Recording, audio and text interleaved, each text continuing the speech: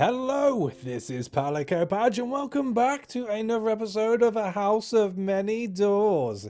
And well, to be quite frank with you, we just about managed to get to the City of Masks after getting very low on sanity and fuel. But hey ho, we made it, and I just thought whilst we were here, we'd fill up on what's needed. So sanity, fuel. We'd have a look around, maybe go and have a word with the good old lady, milady, and then just see how much money we can really raise. I figure we're probably going to spend quite a lot to get our sanity back and to get our fuel. So we'll do that first. So let's rest and recover. So we got 3 days partying in the City of Masks. Boom. What's that? Delirious. Once more. Unhinged. Such delicious excess. Anxious, and then one more should do it. Steady. We're not all the way up, but we're as close as damn it. And then on to the traders for the fuel. And I'm thinking about 12 of those.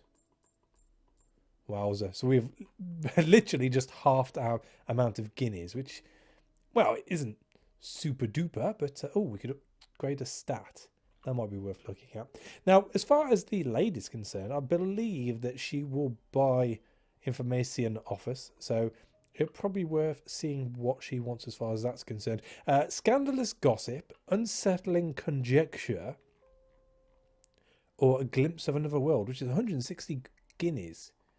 What do we have? What does she want again? Glimpse of another world. What are the other two? Unsettling conjecture and scandalous gossip. Oh dear. Well, it's none of that. It's none of that. It's probably going to be in stores. No. Glimpse of... Oh, wow. We got 4 of those. 4 glimpses of another world. We could probably afford to get rid of 2 of those to get a little bit of money back. The others, I don't think we've got any of, have we? Unsettling conjecture and scandalous gossip. I mean, shout out if you see them, but I can't see them there. Information, maybe? Oh, unsettling conjecture and scandal. Oh, we've only got 1 of each of those. So not worth getting rid of those. But we will sell her 2 glimpses of another world. Yes, we shall sell 1 more. Where's he gone? There we go. That's 2 of those done. Nice. Anything else we want to do here? We could advertise for a new crew member now that we realise that our normal officers are absolute rubbish. After that, disturbing nightmare. Your visions come crawling up from the recesses of your mind into a horrifying ordeal. I think we've got one of those anyway. We're going to take a hit on sanity. So let us wander the streets. You seek out curious nooks and crannies, avoiding popular attractions in favour of places that have fallen between the seat cushions of history. A small deaf church on Grisolia Avenue, shuttered and dilapidated, attracts your attention. There are very few churches to Old Lady Death, the ninth sanctioned god. To worship her is considered unnecessary, or perhaps even uncouth. She simply is and always will be. Might as well worship the house itself. The lack of attention has not served this church well. It is a broken shell, its windows broken and boarded, one wall slumped, its little weather vane rusted to a skeleton. Inside there are pews, just an altar, which is just a block of unadorned wood. A candle sits on the corner, half gutted, half still dripping. Oh dearie me. Okay, so I would say there's probably somebody here, so we better call out. Hello? You shout, shattering the silence. Is anybody there? And then you see her, standing calmly by the altar, as though she's been there since you've walked through the door. She is a masked woman, thin and cylindrical as a railing, her hands cupping a candle flame like furled wings. You recognise her. Lady Stymphalian, rumoured to hold a high seat on the shrouded council. Her mask is the face of a vicious bird with iron beak and hollow eyes. I don't meet many fellow worshippers of the old lady, she says, seating herself in a pew. Did this church always have pews? Her booming voice seems to make the dusty air of the church dance. Sit with me a while. I have assorted candies to share and half a peach. Ah, yeah, I'm all for the peach. I'm all for the peach. Her beak dips towards you. A fruit is pressed into one palm and a box of dark chocolates into the other. Eat. Not many can find this church without an invitation, and we are all very curious. All? You glance up. Rows of pews, all occupied by silent worshippers in faded clothes, heads bowed. Did this church always have worshippers? Eat, says the masked woman again softly, and address the congregation. Oh, shit. Okay. Do I eat or should I just address the congregation? Could it be poisoned? It is the god of death after all. You know, one would think that this is poisoned. We haven't seen her eat it. That's the thing. Let's address the congregation. I'm not going to risk it. You stand before the grey-robed masses, a vast altar towering before you, spreading its skeletal wings, 100 candles glimmering through its ossified ribs. You open your mouth. What will you talk about? Oh dear. So we can talk about talk about death itself, which is a test of insight, a formidable proposition. Success is highly unlikely. Oh dear. We have other gods. You risk attracting the approach of other deities if you dare name them in the Temple of Death. Or a test of guile. Talk about Lady Stymphalian. She sits before you, hatching some plan around you. Perhaps you can turn the congregation against her. A desperate gamble. Success is implausible. This seems like a good time to crack a joke. Requires a droll recollection. You can only have one. Well, I think... see, we could do a test of insight because we have the reflection of mortality.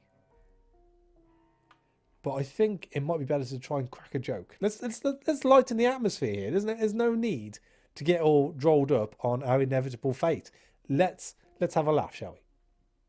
You clear your throat. Time to break the ice. Something relevant to the audience, of course, is always good. I hear the death rate around here is very high. 1 per person. The silence that follows is the kind of silence usually only heard in forbidden tombs at midnight. 1 per person.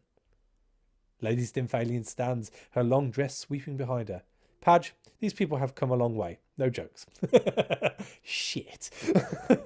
Oh well, it was worth a try. So, wow, it's a test of insight or a test of guile. I don't think we should talk about another god. I don't want to be doing anything to upset anyone else. The god of death on your tail is enough, I feel. So, a test of insight it is, I guess. You begin to speak in a halting voice of the people you've known and lost. Lives that were lived well or badly and ended. Hopes that were buried along with the bodies. Pains that were blessedly relieved. Death is not good or evil. Death is a conclusion, the end of a sentence. Death is what makes life matter. So, in speaking of death, you speak about life. As you warm to your theme, the grey hoods lift, and you see faces you recognise amongst the crowd. The faces of people you once knew, as faded as their robes. There's your mother and your father and others. The faces of countless brief acquaintances you know to be dead. Your heart seems to stop in your chest, but you carry on speaking, eulogising the people who you know are gone, but who now sit and watch and listen and smile sadly. And when you are done, the vision swimming, the grey-robed ghosts are gone. The pews are gone. It's just you and Lady Stymphalian standing before an altar of unadorned wood. Both candles have burned to stubs. Well spoken, says the lady. But do you think they heard you? So we passed. Great. Right. So do I want a moment of melancholy or a fragment of epiphany? I suppose the question to ask here is, what do we have already? We have a moment of melancholy already. Do we have a fragment of epiphany? Oh, we have 2 fragments of epiphanies. I think we should say no and get another moment of melancholy. Lady Stymphalian weighs your answer. Interesting. Those people you saw, Padge, they are trapped in this house, just as you are. Nothing can leave, not even they. If the time ever comes that you can help them, no matter how remote that possibility may be, I urge you to do so. She leaves you alone with your thoughts. Wow. Well, that was heavy for the start of the episode. But hey-ho, there you go. Let's lighten the mood by drinking a bottle of darkness. No, let's not do that. Let's advertise for a new crew member. We'll just pop up a poster, see what comes about of it. And we have no response. Oh, well. I mean, let's try again. How much does it cost for a pamphleteer? 50. Well, let's try once more. Nothing. Oh, well, bugger it. I'm done. Right, so can we sell anything else? Do we want to sell anything else? I don't think we've got anything else we can sell. Unsanctioned scripture. It's worth 70. How many do we have? Just the one. So that's not worth doing. Again, just looking at duplicates, really. And anything which we can sell. Lumber. See, I thought lumber would be worth more than that. But no, there's nothing here, so we might as well crack on. So, I did have a quick look at the map before starting up this episode. And I think the game plan for this will be returning to the capital city, the City of Keys. And then we just carry on going north in search for the heart. I think that is the main thing we need to do at the moment. I feel like we're getting towards the end of this mission. So, that would probably be a good thing. After that, we will probably travel to the east and then south to take our passenger to Phobeta Quinn, as it seems that is the best way to be directed into where these other cities are, which we haven't been to yet, which is obviously going to be very useful. And as soon as that starts to run dry, that's when we'll go searching. But by that point, I'm hoping we've got enough money to be able to have done the ship up a little and be able to get out there and start battling stuff, which is ideally what I would like to do. I feel at the moment, because we've only got the basic ship, if we were to do it, much like in Sunless Sea, we're going to get our ass handed to us, which I don't really want happening. So all that being said, do I want to travel north? You know what I'm going to do? We're going to travel to the east one, and then we're going to travel north, just to open up a bit more of the house. So we want to go to the east. And here we go. Here we go. Somebody's just walked off. That's fine by me. Do the officers have anything to say? No, nothing as of yet. But I think it does make sense to start replacing all the officers. The only one I want to keep is the only one which I've really started a rapport with, and that's the bloody bats. And that will be the doctor. Although it doesn't give us very good stats. I'd like to think that it's a case of just ending up in the right place, really, with him. But no doubt he will have to be replaced at some point. It's very quiet. Nothing at all. No items to look at. No enemies. I mean, that wasn't so bad. They weren't on the screen that time. It's not so much the sound which gets me, because I've got the sound on quite low. It's just how quickly they come onto the screen and swoop off again. Oh, Waker's Respite. Waker's Respite. The air hums with strange energies. The floating orb communes of the noddy doctors orbit each other overhead. Those who come to the house from other worlds are surprised to find that they can go much longer without food and drink, and even sleep is not exactly required for survival. But those who go without sleep for too long become wake mad, and the noddy doctors come for them. The noddy doctors have no obligation to entertain guests. There is no one to greet you at the door, and no way to access the orbs overhead, which are usually forbidden to sound sleepers. Which is us, I guess. So, do I try and attract the noddy doctor's attention? Why not? Let's do it. You wave and shout and shrill your kinetopede steam whistle. Woo woo! Had to do that. There is no acknowledgement of your existence. Oh, sod them then. So, oh, is that it? Can we not go back? So we can take the... No, there's nothing else to do, is there? Oh, okay. Any shops? No shops? No nothing. So what do I need? We need a sleepless wretch. Okay, well, we'll look out for that then. And we'll carry on going north. I will have to check the map soon, just to see where we be. I figure we've got at least 2 or 3 more screens to get up before we do so.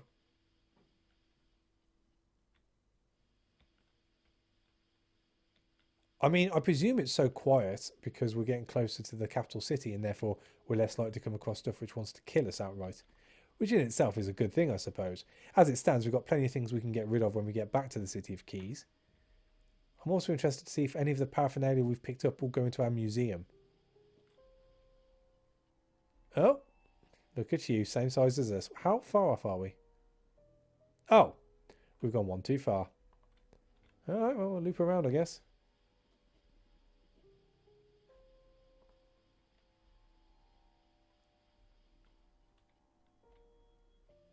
That would explain why there's nothing around here. So we're right next to the city. Boom. Home. Let's do this.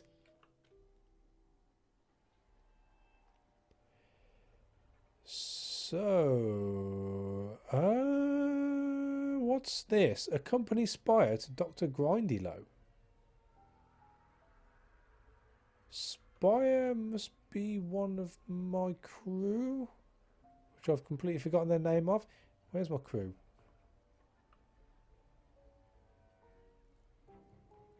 Spire.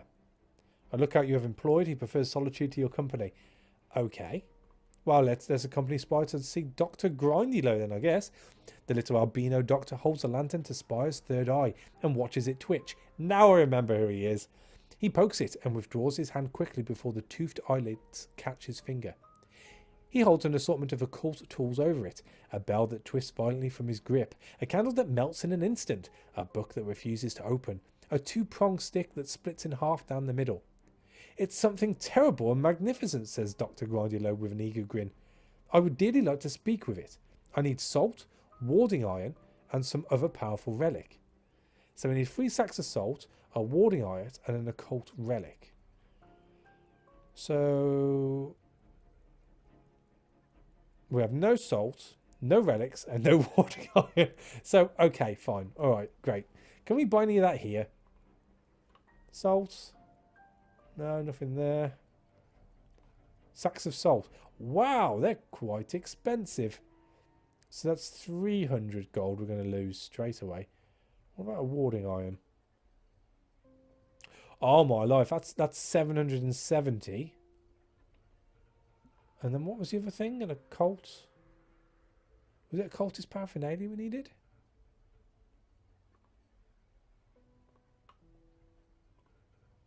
I'm absolutely terrible about remembering what we need to actually do with all this. Where are we? Third eye. Occult relic. Yeah, it was an occult relic. I mean, that's occult paraphernalia. That's no good to us. Right, so we can't do it anyway, so we won't worry too much about that. But at least we've, forwarded that, and we know it's in our capital city, so we don't have to worry too much about that. Can we do anything in our house? We can work on our magnum opus. Requires 1 portentous dream or unique experience. We have 1 of each at the moment. Let's do it. Why not? Yeah, you're not much of a painter, but you don't want your masterwork to be constrained to 1 artistic format. You begin teaching yourself brush strokes and resolve to buy a canvas. So we've got 5 apprehensions off that. That's nice. We appear to have gone down 1%. Is that how it works? Okay, well, I guess we'll see that at another point. That's fine. And I think that's it now. So turn to the streets. Can we write a freelance article? Current affairs? We've got a few of those. And, well, we'll do it with all of them. So we've got a City of Masks to the Pioneer. We gained 80G off that. And then Old Hallows worth 30G for the Pioneer. 110. And then we have Athena, which is 160, which is mega far for the Pioneer. 240G, nice. The editor sends you a personal letter brimming with praise. Okie dokie. We've got the Governor's Man. We've got our museum. Howling Pits. I mean, I don't think I want to do anything else. We'll see if we can sell him any information. I'm just wondering what he's interested in. So we've got scandalous gossip, unsettling conjecture, and glimpse of another world even. Hand in the unsanctioned scripture. How much unsanctioned scripture do we have then? Just the one, because we sold them all before, didn't we? No, I'm quite happy to leave him for the time being. I don't think the money matters too much. Oh, we sold it now. Okay, never mind. What about our museum? What can we give them? So we can give them a historical curio, an ancient grimoire, some old bones. What do we have at the moment? A fossilized ghost.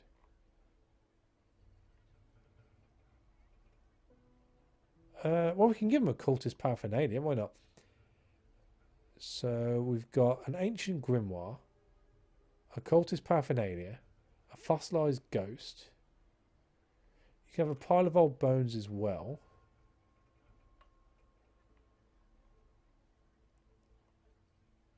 You can have a cryptoglyphic tablet.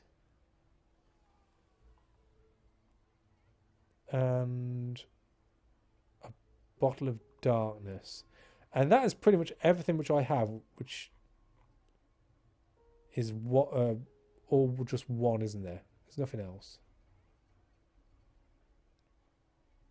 I think that's okay. What are your opinions of the museum so far? From an academic perspective, most of the exhibits are fairly dull, admits Ambrose. Nothing we've not seen before, nothing to part the veil of history. Unfortunately, the exhibits themselves are mostly hideous, he says with distaste. With great disappointment, Elga declares the museum conventional. Oh, okay. Okay, we'll try a little bit harder. Will the museum pass its government inspection, though? At the moment, the inspectors say that the museum is an upstanding and civic-minded institution. Let's try to keep it that way. So we need some more sort of weird stuff to put in the museum. Much like a Ripley's Believe It or Not museum, I presume is what we're trying to do there. What else? Just wander the streets, I suppose. The fun ghetto spread slowly over the years, inviting unflattering comparisons to rot from Scythian purity fanatics. Bulging columns and protuberances of moist vegetable matter colonised entire streets. The largest such communities in the city are Sutcup and Dungbird's Nest, but you have ended up wandering into Flea's Ear. Humans rarely come here. Much is made of the stench, but it's not especially unpleasant compared to the fog of dung and smoke which hangs over the rest of the city. Flea's Ear smells of damp soil and old fruit. Mycenae have gathered in bewildering numbers, clinging to every available surface on their haphazard fungal structures. At the centre of the throng, 2 Mycenae stand on raised dais. So, we can do a test of vigilance. And that be about it. So, it's the toss of a coin. I like those odds. We did it. The elders' debate sounds innocuous enough to you, but the crowd tells a different story. Alien though they are, the Mycenae exhibit certain tales that are very human. Their silence is not just respectful, but tense. Certain Mycenae slip through the crowd with an air of higher purpose, trailing clouds of spores in their wake. Agitators, perhaps? The surface debate is genuine, you suspect. A legitimate point of nuance, debated in its own right. But the Mycenae are using it to conceal a second debate, coded in spores. Something they don't want humans to hear or understand. You are suddenly ill at ease. This might not be a safe place for you. Oh dear, we better leg it then. And I think we're done. Let's advertise for a crew member. Why not? Let's put up a poster. Nothing. Bastards. I mean, do I stop doing the easy way and just spend a bit more? 50 guineas? A surgeon. I mean, I'd love to, but it means getting rid of hours, and I really don't want to get rid of them for the time being. I will, however, get a guard, seeing as we sacrificed our last one. It was a guard we got rid of, wasn't it? Or was it a swabby? I can't remember. A minion. That's all we need to know. And I think we're done there. I don't think there's anything I can sell. We've got 11 fuel, so I'm not too worried by that.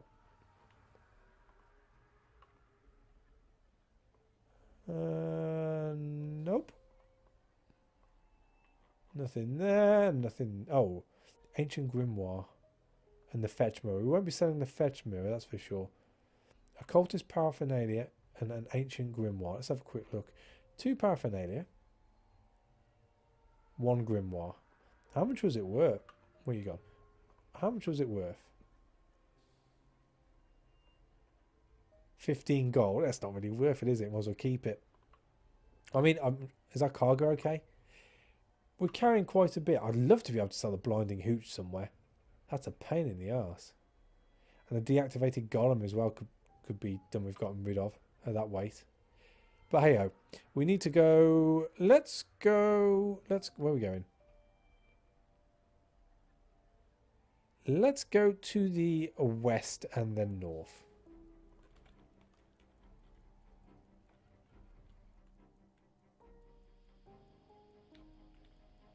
Look at him go. Are you chasing me? I'm not going to give you a chance to even find out. Oh, it's a big one.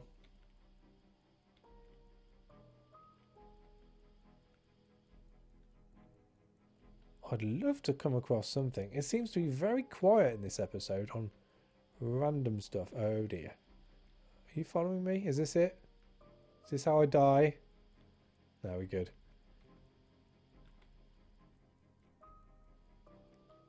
He's gone, whatever he was. Is everyone happy? I think everyone's happy. Peaceful sleep. No, we don't need that. What are our apprehensions doing? Oh, we can actually upgrade ourselves a bit. Let's do it. What are we going to upgrade? I think if we put vigilance up by 1.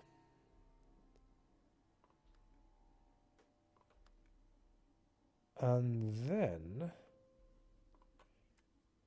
what else do we want to put up? Let's put esoterica up. That'll do. I think that's a better use of our apprehensions for the time being. I feel that going towards the 60 you need in order to continue what would appear to be the main story is just a waste of time at the moment. A cairn, a tower of haphazardly heaped stones entombing some ancient hero from another world. Let's order it torn down, I guess. There's nothing notable under the cairn except a shard of skull and a flint knife. That's no bloody good. Where are we? We've got a long way till we get back to Kansas, Toto.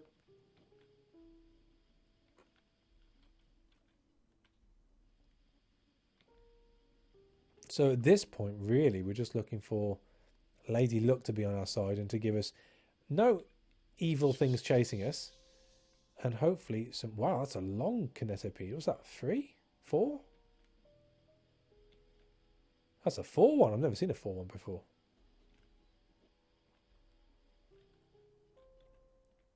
Oh dear. I'll turn that off. Let's see if we can sneak into the house before carrying on. An abandoned cottage, a rickety old house from another world, dropped into this much larger house without ceremony. Its ceiling has fallen in, and rats scatter from the rubble as you approach. Get away! Get away!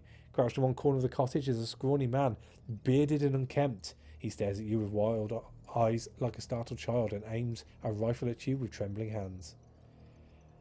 It was a test of spirit. Let's do it. After much gentle cajoling, the visitant finally puts down his rifle. He agrees to join your crew. He doesn't have any better options after all. So he can be a swabby or a prisoner. So we have to be a swabby. Nice. Can we... Oh, my bad. Do you hear sounds? Oh, what's this? Spindle legs. It follows your kinetopede at a distance, lopping over the floor with legs like stilts. Its head is curiously insect-like. Its arms and hands curiously human. It makes constant, complex fussing motions with its fingers. Lost a great deal of sanity. After an uneventful while, you conclude that it isn't dangerous, but it follows still, keeping effortless pace, never tiring. Your crew is starting to worry. The darkness will have its due, so we're anxious at the moment. What's that drop us to? Disturbed? That's alright, I dig that. Well, I say I dig that, I accept that. There's not much more I can do. A ruined fountain. So, a mildewy fountain from another world. A chubby statue stands in the centre with an upturned jug, gazing at you moronically. Stagnant water still puddles at the base of the fountain. There are coins gleaming at the bottom. So we can donate 10 guineas or we can take the coins. And it will bring bad luck. You know what? Screw it. 35 guineas. Nice. You gather the money from the fountain. Your crew mutter among themselves about bad omens and the wrath of the gods. As you climb back into the kinetopede, something screeches overhead. A passing bat or perhaps just a ghost. But your crew are now thoroughly on edge. Lost a bit of sanity? Well, you know, it was going to happen. Lights on. Everything's okay. Everything's always better when the lights are on. So onwards and upwards. Fuel's burning well. Sanity's okay. I presume where we're heading to, where the prince is, it's going to be another... Oh, there's blood on the wall. There's lots of blood on the walls.